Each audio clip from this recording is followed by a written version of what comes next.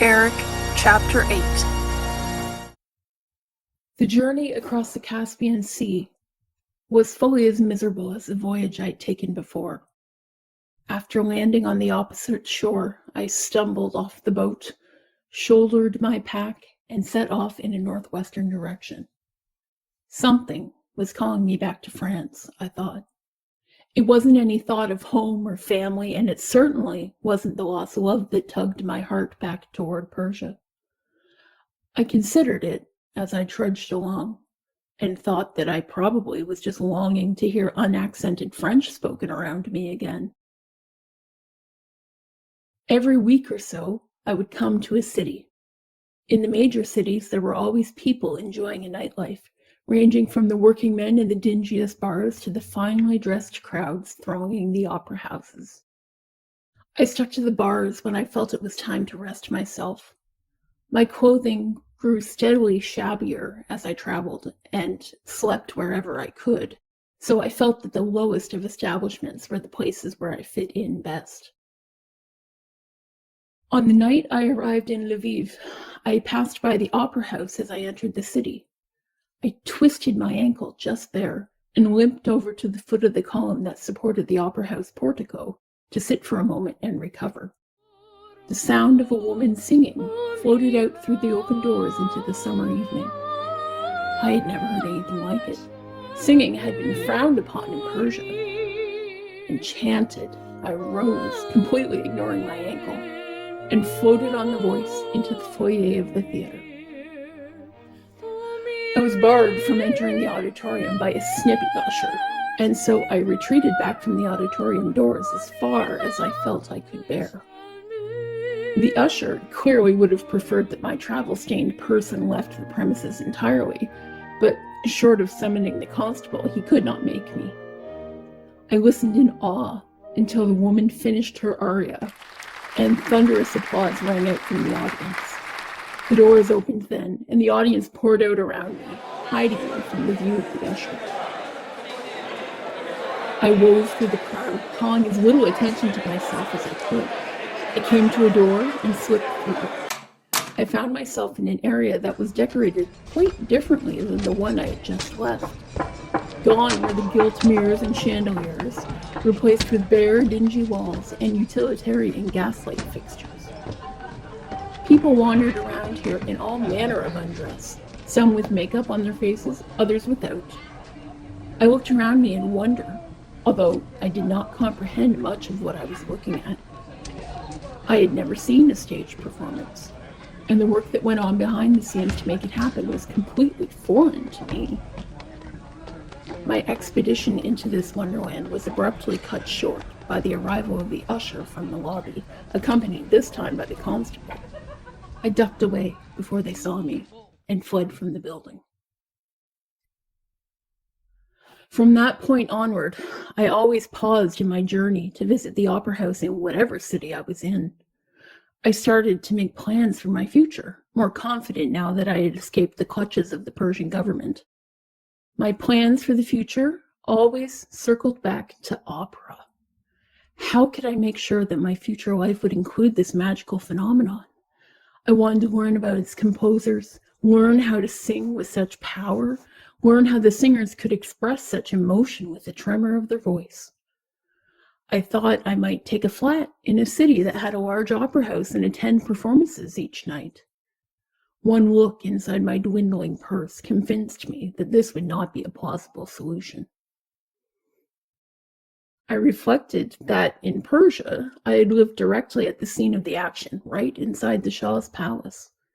This had let me at least witness the things that went on there, if not participate in them directly. I would try the same tactic with my new opera obsession. I also was noticing lots of stares at my mask as I traveled, as I encountered people who had never met me before. Living inside the world I wanted to occupy, the world of the opera, would eliminate all the idle gawkery from people with whom I had no reason to interact. I managed to slip backstage in the great opera houses of Krakow, Prague, and Nuremberg. In each, I had limited time to search for a place where I might make myself comfortable, before I was discovered and had to flee from the building. I never found any spot where I even considered I might hide myself, except perhaps temporarily. That changed when I got to Paris. I managed to penetrate the great Palais Garnier, the main Paris opera house. I descended the first staircase I found and ended up in the basement. I grabbed a lantern I found lying around and lit it from the gas lamp. To my surprise, I found a staircase leading down another story, then 3 more after that. The place was simply immense. It was lucky that I had grabbed the lantern, for down in the 5th cellar, I nearly walked directly into the lake. Only the lantern in my hand prevented me from stepping right over the edge into the inky depths. I paused and raised my lantern, astonished to find such a thing in my path when I had been walking through dry stone corridors. My lantern light bounced in fragments off the dark water for as far as I could see. I looked at the shore at my feet more closely. I started to walk to the left, and suddenly I stumbled across the engineer's boat.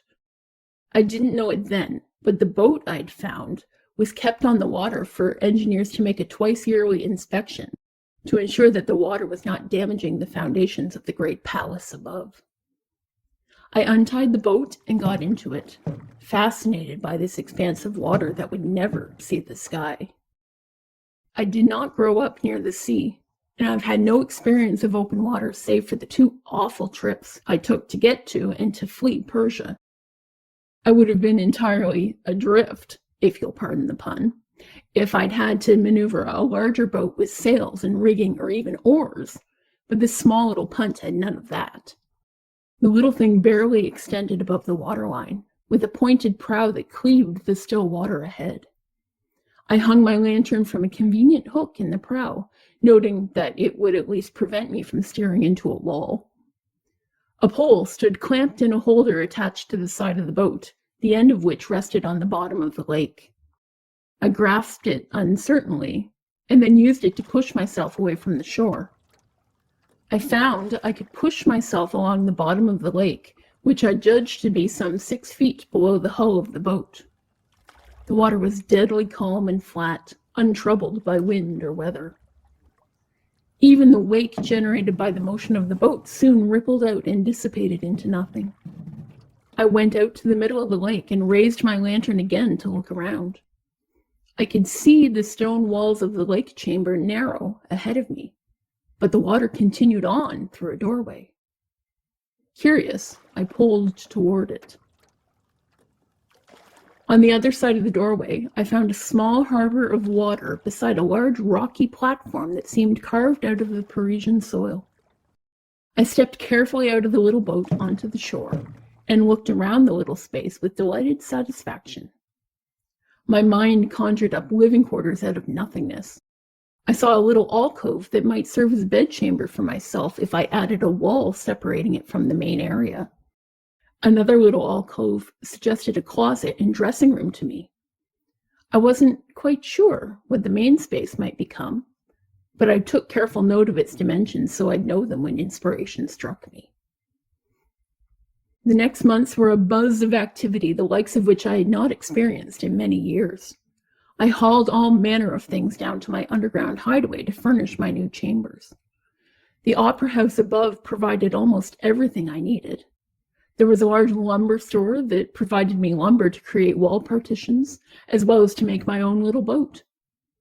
I also created a gate that I could operate from my position on the boat to open and close the doorway on the water. I stretched black fabric over the side of the gate that faced the main lake chamber to further protect my hideaway from prying eyes. The wardrobe department provided fabrics to create a mattress and also furnished my own wardrobe. I soon had a range of fashionable attire to wear.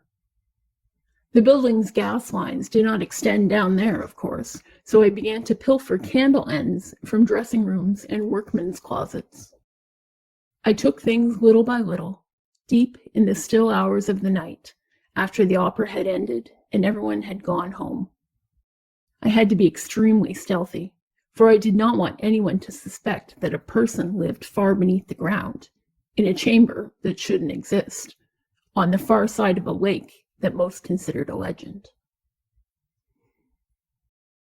When I had the chamber furnished to my liking, I ceremoniously took out the one thing that still remained hidden in the bag with which I had fled Persia. Miriam's music box, the one with the monkey playing the cymbal sculpted on the top. I held it and felt again a wave of emotion coming over me as I remembered the woman who had given it to me. I looked around for a place to set it, but nothing suggested itself. My home still lacked a focus, a place around which a family might gather if a family lived here. Such a place would be the natural spot for my music box to be displayed, but it did not exist. Shrugging, I placed it on the little table beside my bed. It would do for now. I was home. I soon discovered, however, that the lattice of the water gate I had constructed brought back my days behind bars to me a little too vividly. I found myself always eager to leave, to get out from behind the gate and go do something. I took to sleeping during the daylight hours and spending the nights roaming the upper floors of the opera building, piecing together how the whole business of opera worked by poking into offices and desks, reading a sampling of the myriad of papers I found there. But all that was forgotten when I discovered the library. I opened a random door in the middle of the night with my copy of the master key I had borrowed from the manager's office. Soft yellow light poured in through large glass windows from the streetlights on the sidewalk outside the opera. I turned slowly as I beheld the space around me. Every wall was lined with shelves, and every shelf was stuffed with books and curious rolled documents. I took one of the rolled ones off the shelf and moved to the window to inspect it more closely. When I unrolled it, I saw that I held a thick bundle of pages written for a full orchestra. I ran my eyes down the left-hand side of the score where it was indicated what instrument was to play each line. I could decipher a few of the codes. VLN had to mean a violin was to play that line, and PNO could only mean piano. But some of the notations eluded me simply because I had no idea that the instruments they stood for existed. I left the library that night carrying a load of books nearly bigger than I could manage. I had snagged a musician's dictionary that explained all the Italian phrases to me. I had a book of biographies of people such as Mozart, Bach, and Rossini, the masters whose names resound in music circles even to this day. And I had borrowed the score of Faust, one of the works scheduled for this season of the opera. I retreated to my chamber and devoured each work, absorbing all that I could about my new passion. I felt a little thrill of kinship when I read the book of biographies and learned that J.S. Bach had been so keen to learn music that he, too, did it in secret, by candlelight, in the dead of night. I used the dictionary to decipher the score of the music I had borrowed. Not only did it help me figure out the names of the instruments, but I learned about tempo markings and dynamic markings. Some of this was familiar from my days at the church, but I had forgotten quite a bit. I built myself a desk and shelving in my newly christened study area. Staff paper, which is pre-lined with the groups of 5 lines that all music is structured around, soon joined the list for my nightly gleanings, as necessary to me as bread and wine. I used it to copy out the scores, familiarizing myself with how it was written before I returned the music upstairs. My next challenge was to obtain admission for myself to sit in the audience and listen to the production as it unspooled under the conductor's baton. I could have hid backstage and listened, of course, but I wanted a view of the musicians so I could better match the sound to the instrument. This would prove to be much more difficult. Careful as I had been, my predations on the opera's resources had not gone completely unnoticed. I had discovered many passageways that did not seem to be used, passageways that led behind walls near places where people gathered backstage. I developed a habit of moving through the halls, tapping on the walls in random spots. I had discovered many hollow places that indicated the presence of open space behind the walls. I used these passageways as my road to move unseen from one place to another with my spoils. Whenever I heard a conversation on the other side of the wall, I would always slow down, both to overhear what they were saying and to prevent any noise of my movement from being heard. I had learned in Persia how to walk with an elegant, silent motion, and I put this to good use in Paris. I began to overhear many different people talking about a mysterious presence in the opera house. Some standing at the end of the passageway. I'd have to be more cautious, I thought. I wondered if it had even been me they had spotted. Wears a mask to cover a horrible face. How would they know? I had never left my chambers without my mask. Heard a tapping inside the room, but when I looked inside, there was no one there. I admonished myself to be more careful about my odd habit if there was a chance of being overheard. Merde! I can't find my hat. The opera ghost must have it. I did have it, actually. It was a stylish little derby that appealed to my fashion sense. She woke up and the opera ghost was standing over her bed, leering down at her and reaching for her breast. Oh, come now, I thought to myself as I rolled my eyes. That was just some lying woman's excuse for the aftermath of her lover's visit. I stayed scrupulously far from the dormitories where the little ballerinas slept. The conversations told me that my infamy was spreading throughout the ranks of the opera house. Soon, everyone from the people who managed the stable, right up to the manager, had heard of me and had formed an opinion as to whether I existed or not. I decided to use this to get what I wanted, namely, tickets to a production. But as I thought about it, I realized I had to aim higher. I could not attend the production and take a seat in the stalls cheek by jowl with every other Parisian. My mask would draw too much attention to itself, and I would feel myself back on display again. No, I had to have one of the private boxes that lined the outside of the auditorium. I knew these were sold for astronomical sums of money I simply did not have. My only remaining method of getting one was guile and intimidation. I drew on all the sorry experience I had gained as a Persian torture master. I knew how to make people believe what I wanted them to believe. I knew how to bend them to my will, making them confess or name their friends before succumbing to certain death. And I knew how the introduction of one single word or image could trigger a collapse in their mental defenses that allowed anyone to slip in and take virtual control of their mind. I set my sights on Monsieur Lefebvre, the current manager of the opera house.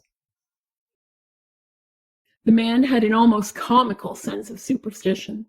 I think he truly did believe in the supernatural. He was terribly absent-minded and carried with him everywhere a memorandum book to remind him of the things he needed to do to ensure the smooth operation of the business. I decided that this would be the key to his undoing. I made a draft of the additions I planned to make to the book once I used some of the gypsy's old tricks to temporarily borrow it. There was a list of conditions in the book under which the manager of the opera house could be dismissed, and to this list I wanted to add, or if the manager, in any month, delay for more than a fortnight the payment of the allowance which he shall make to the opera ghost, an allowance of 20,000 francs a month, say 240,000 francs a year. I had seen the balance sheets. I knew that the opera house cleared 1,000,000 francs per month in profit. Redirecting a measly 2% of that sum to my own pocket was mere larceny in the grand scheme of things, I reasoned. To the section of the book that reminded him on what days free boxes were to be given and to what important personages, I wanted to add, Box 5 on the grand tier shall be placed at the disposal of the opera ghost for every performance. I'd scoped out the auditorium in the night and decided that Box 5 had the best sightlines of the stage, while at the same time being in the sightlines of the fewest other patrons. I was astonished when my habitual wall tapping revealed a secret door that led directly into the box, making it so I would be able to come and go without being seen. Not for the first time, I wondered who this Garnier, the architect, had really been. The man's portrait adorned the foyer, or at least the portrait of the man said to be him. Who could say whether that suave face really hid the brains behind this maze or not? I reread my draft of editions and decided that I couldn't force Lefebvre to do this for me by myself. I'd need an accomplice. I stewed over who I should bend to my will next, and finally decided on Madame Giry. She was the lady who attended Box 5 and fetched this and that for the patrons seated within. I also knew that her daughter Meg, a girl of 15, was one of the young rising stars of the opera ballet. I used Meg against her, hinting that Meg would be the next in a long line of ballerinas to attract a powerful, perhaps even noble, patron, turn him into a husband, and rise upward in society. I thought I might have overplayed my hand in suggesting that Meg would rise as far as to be empress, but Madame Antoinette Giry lapped it up. She was mine to command, lost in her blind faith that I would bring Meg's shining future to fruition. My plan went off without a hitch. Madame Giry convinced Lefebvre that I existed, that I could not be seen, and that I possessed supernatural powers. Lefebvre took a week's leave of absence after my editions mysteriously appeared in his book. I spent that week on tenterhooks, waiting to see if he would cave to the pressure. He did. The pages with my purposely spooky handwriting remained enshrined in the memorandum book. I used Madame Giry to deliver him notes with follow-up instructions occasionally, reinforcing for both of them that I existed. I got quite creative sometimes if they dared disobey me. The most memorable occasion was when Madame Giry defied my will over something minor, and I snuck into Meg's bedroom, soaked her beautiful blonde hair with temporary dye in a shocking shade of chartreuse, and wrapped it in rags so that it soaked into her locks all night. Everyone was appropriately horrified, and the dye washed out a week later, no permanent harm done. I rewarded Antoinette for finally acquiescing to my order a short while later by convincing Lefebvre to give her the newly opened position of ballet mistress. I knew she had danced in her youth, from seeing her name in old opera programs in the archives. Her no-nonsense character was perfectly suited for dealing with the flighty young things in the ballet corps. I sat in my new box one evening, score open on my lap, listening to the orchestra while I watched the notes fly by on the page. I glanced down at the orchestra pit occasionally to verify what I was hearing against the sight of the musicians working away. I felt the music fall into place in my mind, aided by the written notes I was looking at. It all suddenly seemed to make sense. I felt like I could finally give expression to the flights of music that soared through my mind sometimes in odd moments. I floated back to my chambers that evening, my mind busy rearranging musical phrases that had long lain unused in the back of my mind, and restructuring them into the form of a symphony.